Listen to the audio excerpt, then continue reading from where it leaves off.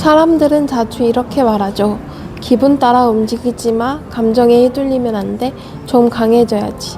들을 때마다 이런 생각이 들어요. 그래, 근데 나는 이미 감정 때문에 힘든데. 그럼 나는 어떻게 해야 하지? 어쩌면 우리는 감정을 없애야 할 것으로 배우느라 감정을 읽는 법을 배우지 못한 채 어른이 되어버린 건지도 몰라요. 우리는 감정을 오해한 채 자랐어요. 어릴 때 울면 뭐라고 하죠? 그 정도 가지고 왜 울어? 참아. 이 세상 그렇게 만만하지 않아. 너 그러다 왕따 당해. 감정을 표현하는 만큼 우리에게 따라붙던 단어는 유난이다, 예민하다였어요. 그래서 우리는 감정이 올라올 때마다 제일 먼저 떠오르는 반응이 나 또 유난 떨고 있네. 이게 되어버렸어요. 하지만 정말 그럴까요? 감정은 성격이 아니에요. 상태예요. 어떤 사람은 자신을 이렇게 정의해요. 나는 원래 불안한 사람이야. 나는 원래 짜증이 많은 성격이야. 나는 원래 우울한 사람인가 봐. 근데 이 말 속에는 아주 큰 오해가 섞여 있어요. 감정은 성격이 아니라 상태예요. 오늘 내가 불안하다고 해서 나는 평생 불안한 인간이 되는 게 아니에요.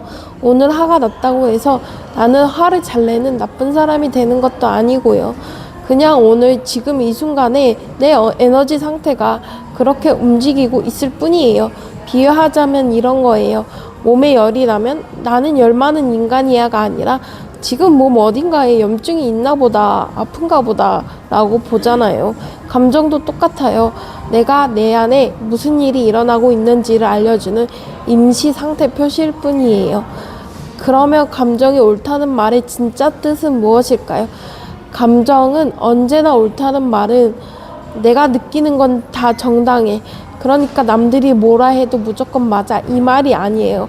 그 말이 아니라 지금 이 감정을 느끼고 있는 나의 상태는 절대 거짓이 아니라는 것. 나는 진짜로 불안하고 진짜로 슬프고 진짜로 무섭고 진짜로 외로운 상태라는 것. 이건 사실이에요. 해석은 달라질 수 있어도 지금 느끼고 있는 이 감정 자체는 거짓이 아니에요. 그래서 감정은 옳다, 틀리다로 평가할 게 아니라 내가 지금 이렇게 느끼고 있구나라고 인정해 주는 것부터가 시작이에요. 감정은 좋다, 나쁘다가 아니라 데이터예요. 우리는 감정의 점수를 매기죠. 행복, 설렘, 감사, 좋은 감정, 불안, 화, 질투, 슬픔, 나쁜 감정. 그래서 좋은 감정을 붙잡으려고 하고 나쁜 감정을 없애려고 해요.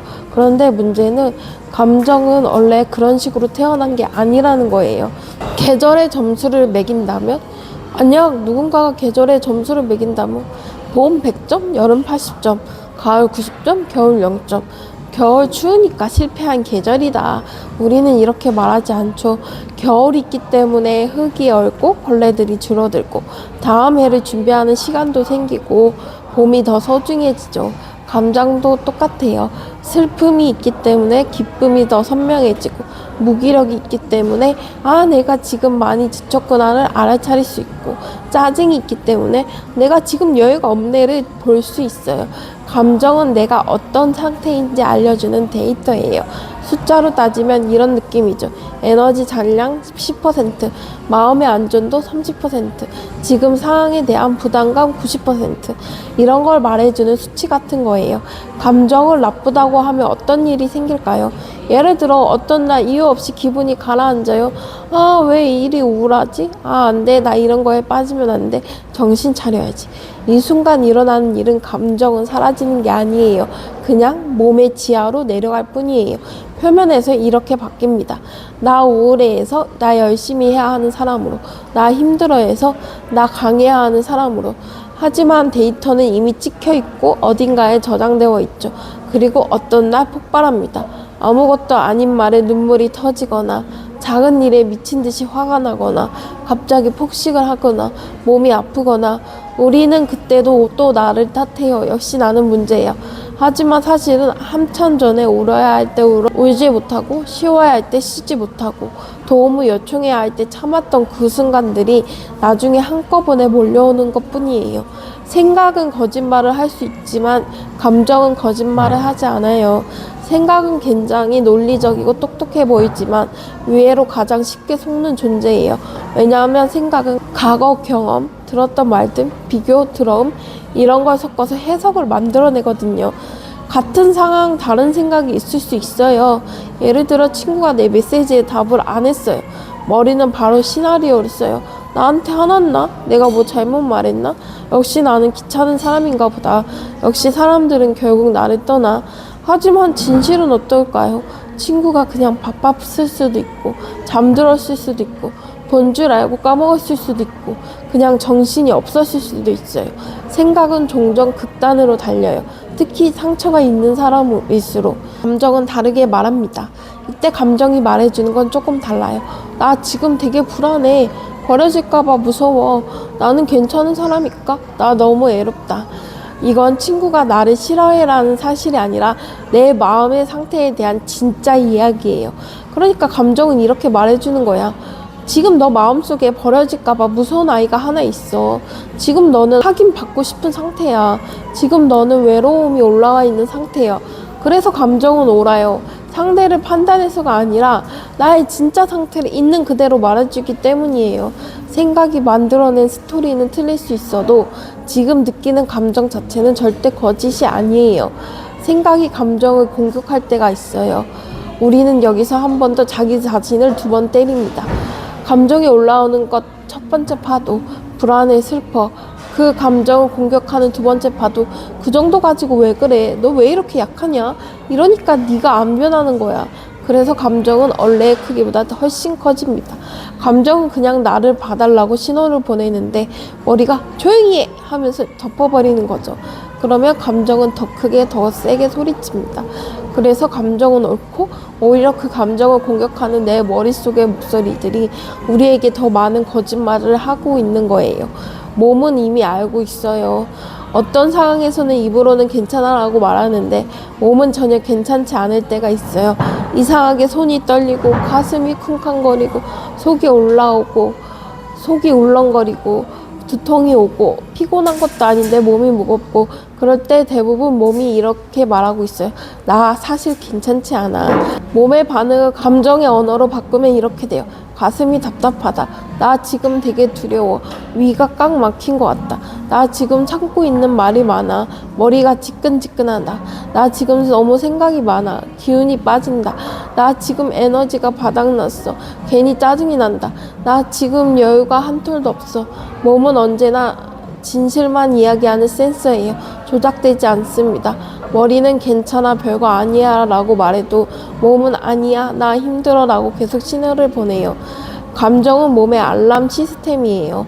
우리가 스마트폰 배터리가 1% 남으면 얼마나 민감하게 반응하나요? 바로 충전기를 찾고 배터리 표시를 계속 확인하고 꺼질까봐 불안해하고. 그런데 정작 내 에너지 배터리가 1% 남았을 때는 어떻게 하죠? 아직 할 일 남았는데 좀만 더 버티자. 이 정도 가지고 힘들다고 하면 안 되지. 그러면 감정이 이렇게 올라와요. 갑자기 아무것도 하기 싫고 누가 말만 걸어도 짜증나고 사소한 말에 눈물이 나고. 이건 고장난 내가 아니라 정직한 알람 시스템이에요. 너 지금 멈춰야 돼. 너 지금 많이 힘들어. 너 혼자 버티기엔 너무 오래 버텼어. 이 신호가 올라올 때 우리가 해야 하는 건 나를 혼내는 게 아니라 그냥 이렇게 말해주는 거예요. 아, 그래서 내가 지금 이렇게 힘들었구나. 그래, 이 정도면 힘들지. 당연하지. 이렇게 말해주는 순간부터 감정은 조금씩 안정되기 시작해요. 그러면 우리가 감정을 무시하면 도대체 어디로 가는 걸까요? 감정은 리스타트 버튼이 없어요. 삭제 버튼도 없어요. 감정에는 오직 2가지 길만 있어요. 첫 번째, 느끼고 인정하고 흘려보내거나, 2번째, 무시하고 쌓아두고 다른 방식으로 터지거나. 우리가 감정을 무시할 때 그 감정들은 어디로 갈까요? 감정이 향하는 3가지 방향. 첫 번째, 몸으로 간다. 두통, 소화불량, 만성피로, 몸살 같은 증상으로 쌓여있던 감정들이 몸에서 표현되기도 해요. 검사해보면 큰 이상이 없다라는 말도 자주 듣죠. 그래서 더 답답해져요. 아픈 건 맞는데 아무것도 없대. 2번째, 행동으로 간다. 혹시 가소비, 과한 음주, 밤샘, 끝없는 유튜브 스크롤, 사람에게 집착하거나 완전히 단절하거나. 이 행동들이 나쁜 습관처럼 보이지만 사실 그 안에는 이런 메시지가 들어있어요. 나 너무 힘들어. 잠깐이라도 이 기분에서 벗어나고 싶어. 3번째, 관계로 튀어나온다. 가까운 사람에게 사소한 일로 화를 내거나 문장을 곱씹으면서 나를 무시했어라고 느끼거나 누군가를 미친 듯이 이상하거나 엄청 실망하거나 이 모든 건 감정이 사라진 게 아니라 다른 문으로 튀어나온 모습일 수도 있어요. 그래서 감정을 읽는다는 건 나를 지키는 일이에요. 감정을 읽는 건 감성적인 사람이 되자 이런 이야기가 아니라 내 삶의 시스템을 안정적으로 운영하겠다는 선택이에요. 알람이 울릴 때 알람을 끌지 않고 어디에서 나는 소리가 확인하는 것, 내 안에 경고등을 보고 왜 켜졌지를 살피는 것. 감정을 무시할수록 나중에 치르는 비용이 더 커져요. 몸으로, 관계로, 삶의 선택대로. 그래서 감정을 읽는 건 사치가 아니라 생존 스킬이에요. 감정을 그러면 어떻게 구체적으로 읽을까요? 그럼 실제로 감정을 어떻게 읽을 수 있을까요? 아, 감정이 데이터구나를 알았다고 해서 바로 잘 읽히지는 않아요. 연습이 필요해요. 지금부터는 조금 더 실전적인 이야기를 해볼게요. 첫 번째, 감정을 문장으로 바꿔보세요. 감정이 올라올 때 우리는 보통 이렇게 말해요. 아, 모르겠어. 그냥 짜증나. 그냥 기분이 너무 별로야. 말로 설명이 안 돼. 이럴수록 더 막막해지죠. 그럴 때 의식적으로 문장으로 바꿔보는 연습을 해보면 좋아요. 예를 들어, 나 지금 무시당한 것 같아서 화가 나. 나 지금 혼자 남겨진 것 같아서 무서워. 나 지금 내가 틀린 사람처럼 느껴져서 슬퍼. 나 지금 힘이 하나도 없어서 아무것도 하기 싫어. 이렇게 구체적인 감정 문장을 만드는 순간 머리와 몸이 동시에 이렇게 반응해요. 아, 그래서 힘들었구나. 그리고 그 순간부터 감정은 조금씩 줄어들기 시작해요. 이해받은 감정은 점점 안정돼요. 두 번째, 감정과 상황을 분리해서 보기. 우리는 흔히 상황이고 감정이라고 생각해요. 그 사람이 나를 무시해서 화난 거야. 그 일이 안 풀려서 우울한 거야. 근데 사실은 이렇게 나눠볼 수 있어요. 상황, 그 사람이 내 말을 끊었다. 감정, 나는 존중받지 못한 것 같아서 화가 났다. 상황, 일이 잘 안 풀렸다. 감정, 나는 내가 무능한 사람처럼 느껴져서 우울하다. 이 두 가지를 나누는 이유는 상황은 내가 컨트롤할 수 없지만 감정은 내가 함께 있어줄 수 있는 영역이기 때문이에요. 상황은 당장 바뀌지 않아도 감정과는 대화를 나눌 수 있어요. 그래, 너는 지금 이렇게 느끼고 있구나. 너가 그렇게 느끼는 거 너무 이해돼. 이 말을 해줄 수 있는 사람은 결국 나 자신뿐이에요. 세 번째, 감정의 질문 던져보기. 감정이 너무 커서 내가 감당하기 어려울 때는 이렇게 물어볼 수 있어요. 너 언제부터 여기 있었어? 너는 나한테 뭐라고 말해주고 싶어서 온 거야? 너가 없으면 나는 뭘 눈치 못 챌까? 예를 들어 불안이 이렇게 대답할 수도 있어요. 너 요즘 혼자 버티고 있잖아. 나 사실 너가 도움 요청했으면 해서 온 거야. 분노가 이렇게 말할 수도 있어요. 너 지금 계속 참았잖아. 사실 여기까지 하고 싶다는 말 있었잖아. 그 말 안에서 내가 대신 소리 지르는 거야. 슬픔은 이런 이야기를 할 수 있어요. 나 사실 너가 너 상처를 너무 좀 봐줬으면 했어. 너가 너무 오래 방치했잖아. 이런 상상을 한다고 해서 실제로 감정이 말을 하지 않지만 이 과정을 통해 내 안에 진짜 욕구가 드러나요. 도와줘. 멈추고 싶어. 나 좀 봐줘. 나도 사랑받고 싶어. 네 번째, 몸과 감정을 같이 살펴요. 감정을 읽는 또 다른 방법은 몸의 감각부터 시작하는 거예요. 진짜 눈을 감고 자기 자신에게 물어봅니다. 지금 내 몸 어디가 제일 불편하지? 가슴, 목, 머리, 위, 어깨, 그리고 그 부위에 이렇게 말해줘요. 거기 지금 어떤 느낌이 나? 답답해? 타는 느낌이야? 얼어있는 느낌이야? 그리고 나서 그 감각을 진정으로 바꿔봅니다. 얼어있는 느낌, 두려움, 타는 느낌, 분노, 억울함, 눌린 느낌, 슬픔, 무력감. 이렇게 몸, 감각, 감정 세 단계로 번역하는 연습을 하면 조금씩 나의 안의 언어가 풍부해져요. 감정을 존중하면 관계가 달라져요. 감정을 존중하기 시작하면 신기하게도 관계가 바뀌기 시작해요. 누군가 나에게 화를 냈을 때 우리는 보통 이렇게 생각해요. 왜 저래? 나한테 왜 저렇게 말해? 나를 공격하는 거야? 하지만 그 사람의 말과 행동을 이렇게 바꿔볼 수도 있어요. 지금 저 사람 상태 되게 불안하구나. 저 사람도 되게 벼랑 끝이었구나. 저 사람도 인정받고 싶은 마음이 컸구나. 물론 상대가 나에게 상처 주는 행동을 해도 된다는 건 아니에요. 경계는 필요해요. 하지만 적어도 나 대 나쁜 사람의 싸움이 아니라 상처 입은 나 대 상처 입은 너. 구조로 볼 수 있게 되죠. 그러면 필요할 때 조금 더 부드럽게 이야기를 꺼낼 수 있어요. 너가 그렇게 말했을 때 나는 좀 상처였어. 너도 많이 힘들었구나. 근데 나는 이게 어려웠어. 감정을 존중하는 건 상대의 행동을 다 이해하겠다는 게 아니라 최소한 감정의 언어로 대화해보겠다는 시도예요. 나의 경계를 깨닫게 해주는 감정들이 있어요. 틀이 하라는 감정은 우리가 제일 나쁘다고 생각하는 감정 중 하나죠. 화내면 진다. 좋게 말 못해? 너는 왜 그렇게 욱하니? 하지만 사실 화를 내는 순간은 대부분 내 경계가 침범당했을 때예요. 내가 맞춰주기만 했던 관계, 늘 괜찮아 라고만 말했던 상황, 억울한데 그냥 지나갔던 일들, 그 끝에서 마지막 장치처럼 올라오는 감정이 분노인 경우가 많아요. 그래서 화가 났을 때는 이렇게 물어볼 수 있어요. 내 어떤 경계가 지금 밟힌 거지? 내가 어디까지는 괜찮은데 어디서부터 아닌 거지? 이 질문을 할 수 있게 만들어주는 것도 감정이 보내주는 신호 덕분이에요. 감정을 인정하면 선택이 달라진다. 감정을 존중한다고 해서 삶의 모든 문제가 해결되는 건 아니에요. 우리는 여전히 선택을 해야 하고 해야 할 일도 있고 지켜야 할 책임도 있어요.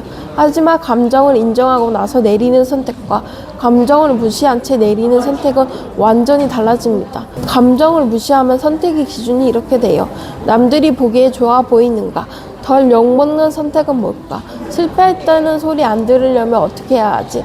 나 말고 다른 사람이 편한 선택은 뭘까? 그래서 결과는 언제나 비슷해요. 괜찮아 보이는데 속으로는 무너지고 결국 또 폭발하고 다시 나 자신을 탓하죠. 감정을 인정하고 선택할 때는 반대로 감정을 먼저 인정하면 질문이 이렇게 바뀝니다. 지금 내가 진짜 원하는 건 뭘까? 나는 어떤 상태에서 이 길을 가고 싶을까? 내 마음이 덜 다치는 방법은 뭘까? 지금의 나에게 가장 친절한 선택은 뭐지? 이 질문은 무책임하자는 이야기가 아니에요. 오히려 책임을 지되 나를 버리지 않는 선택을 하겠다는 뜻이에요. 예를 들어 일을 그만둘 수는 없어도 나 오늘은 여기까지 할래. 이 부분은 도움을 요청해야겠다. 이 사람과는 조금 거리를 둬야 될까? 이렇게 작은 선택들을 조금 더 나은 방향으로 조정할 수 있게 됩니다. 감정은 나를 공격하는 게 아니라 나를 지키려는 편이에요. 우리는 오랫동안 감정을 적처럼 생각해왔어요.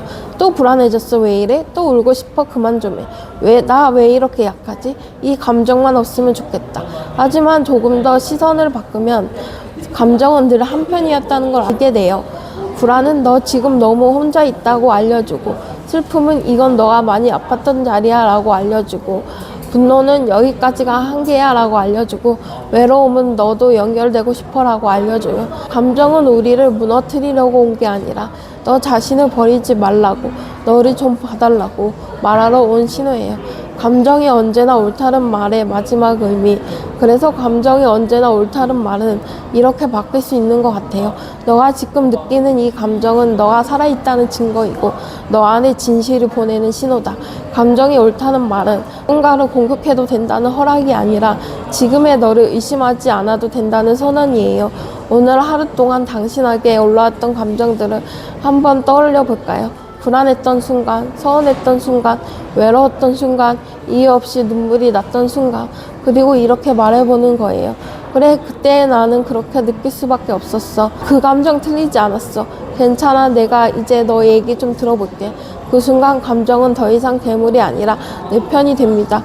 감정은 언제나 옳습니다. 그 말은 곧 당신의 진짜 마음은 한 번도 당신을 배신한 적이 없다는 뜻이기도 해요.